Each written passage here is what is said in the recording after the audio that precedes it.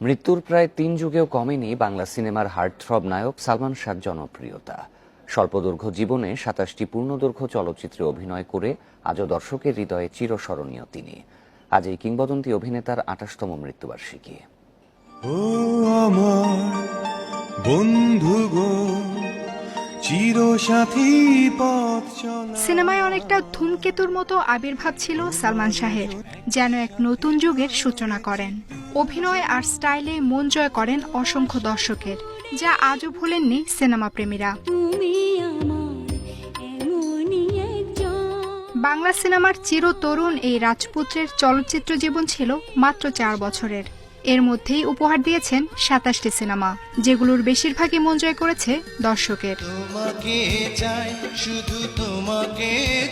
সালমান শাহকে চলচ্চিত্রে নিয়ে আসেন পরিচালক সোহানুর রহমান সোহান। জানান, কাজের প্রতি প্রচন্ড আগ্রহের কারণেই কিয়ামত থেকে কিয়ামত চলচ্চিত্রের জন্য তাকে বেছে নেন। ও বলতেছিল যে আমি না এই ছবিটা কিয়ামত থেকে কিয়ামত ছবিটা আমি ২৭ বার দেখছি।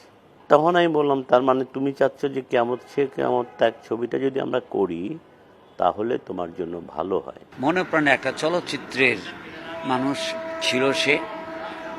যতদিন চলচ্চিত্র ছিল, যে কয়েক বছর দেখা হলে চলচ্চিত্রের বাইরে কোনো আলোচনা করতো না। অভিনয়ের কারণে বলিউড বাদশার সঙ্গেও সখ্যতা গড়ে ওঠে সালমান শাহের। প্রশংসা পেয়েছিলেন কায়ামত সে কায়ামাত তাক খ্যাত পরিচালক মনসুর খানের। সালমান আমার এমন একটা বন্ধু যে he was one of the part of my soul. Salman মারা যাওয়ার পর আমার ক্যারিয়ারটা পুরোই তো ডিস্ট্রয়, কারণ কোনো নায়কের সাথে আমি অ্যাডজাস্টমেন্ট করতে পারি না, এখন পর্যন্ত করতে পারি না।